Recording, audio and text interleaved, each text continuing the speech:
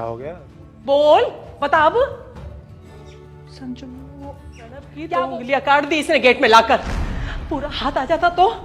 अरे इसके भरोसे थोड़ी देर के लिए छोड़कर गई थी, ये कांड कर दिया इसने। अरे एक बच्चा नहीं संभाला जाता घर में रहते हुए?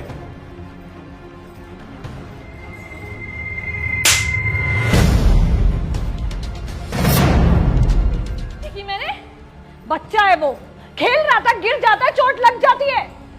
तो क्या चाहती है, ये अपनी माँ पर हाथ उठाए? अगर माँ पे हाथ नहीं उठा सकता ना, तो बीवी पे भी नहीं उठा सकता। क्यों नहीं उठा सकता? अरे पति है वो तेरा, पति अपनी पत्नी पर हाथ उठा सकता है, लेकिन है इससे डूब मरने वाली बात कोई होती है? सबसे शर्म की बात है ये।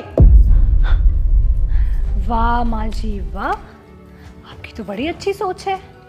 अगर बेटा बहू पे हाथ उठाए तो बहुत सम्मान की बात है, और बहू बेटे पे हाथ उठा दे तो बहुत बेइज्जती की बात है। हाथ उठ गया गुस्से में आज। भूल मत रिया, इस घर की बहू है तू, बीवी है उसकी, तू कैसे हाथ उठा सकती है उस पर? तो ये कैसे भूल गए कि मैं इनकी बीवी हूं? ये कैसे मुझ पे हाथ उठा सकते हैं?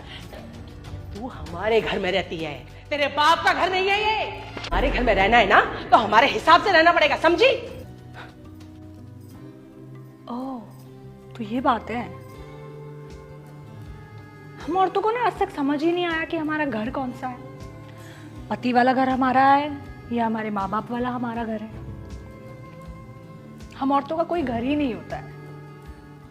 आज मेरी भी अपना करियर वरियर सब साइड में रख के शादी करके बैठ गई, बच्चा कर लिया।